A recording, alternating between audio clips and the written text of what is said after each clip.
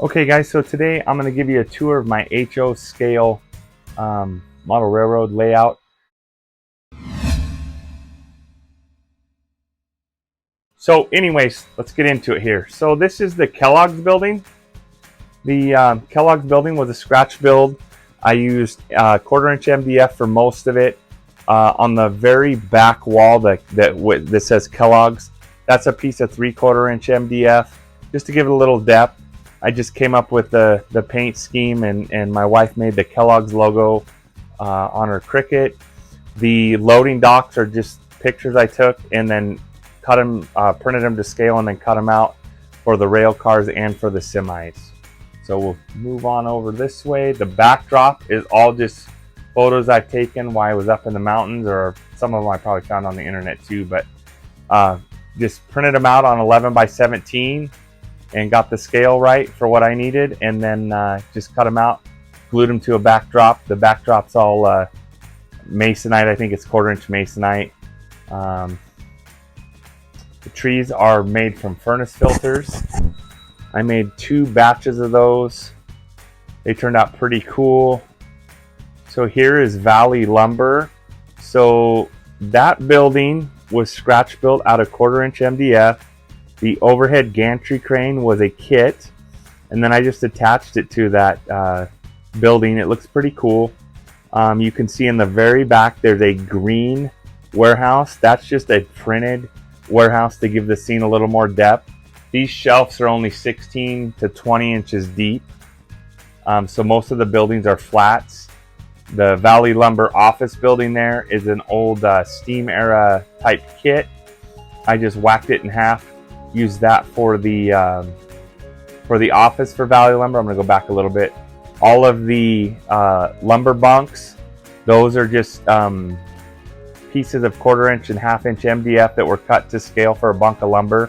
And then I printed out the wraps and just glued those to them. That took some patience and some time. Again, there's the backdrop, and just used a few of the furnace filter trees to kind of give the scene a little depth. It's come together pretty cool.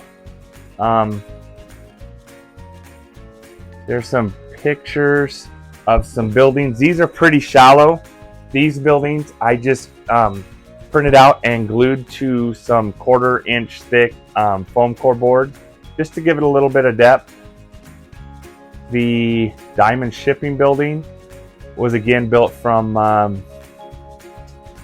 1/4 inch MDF. I built a loading dock. I'm going to move this car here. It's getting loaded. And I just used a photo with a warehouse door in there to kind of give the scene a little bit of depth. Moving on. There's a town back there that I haven't named yet, but that's all just printed out photos of buildings, just layered and glued to 1/4 inch foam core board. And it is a really cool effect. It sets back. There's a road back there to give it a little more depth, but it's pretty cool. Moving on, I've got some industry here. A lot of these buildings you'll see you can download off the internet, and then I just again put them on. The ones in the background are just glued to some poster board and then cut out, and then the front row buildings, they're shallow relief and they vary. A lot of them are just glued to the 1/4 inch foam core board, and it gives a pretty good variation of depth. And then there's a couple buildings where actually they have a little bit more depth to them. That abandoned brick building in the front there is probably 3/4 of an inch deep, but when you vary it up, it looks pretty cool. The effect is pretty neat. And then these containers here, I found those files online for free, printed those out and glued them to poster board. So those make a pretty cool scene for not a whole lot of money, just again some time and some patience. There's a little building for the trucking outfit, and then it comes around. We're back to the mountains.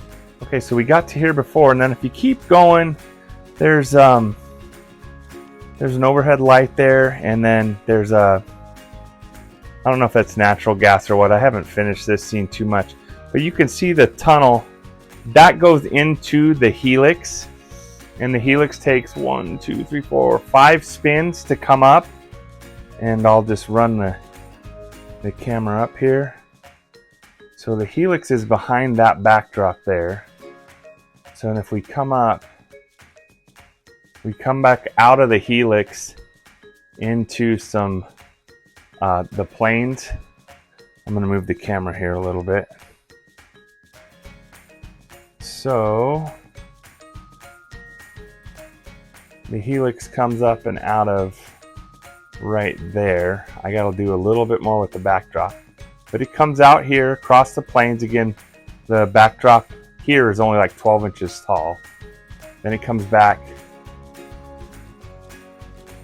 Back up a little bit here. Okay, so we're back into the kind of foothills type terrain. I'm gonna move the camera.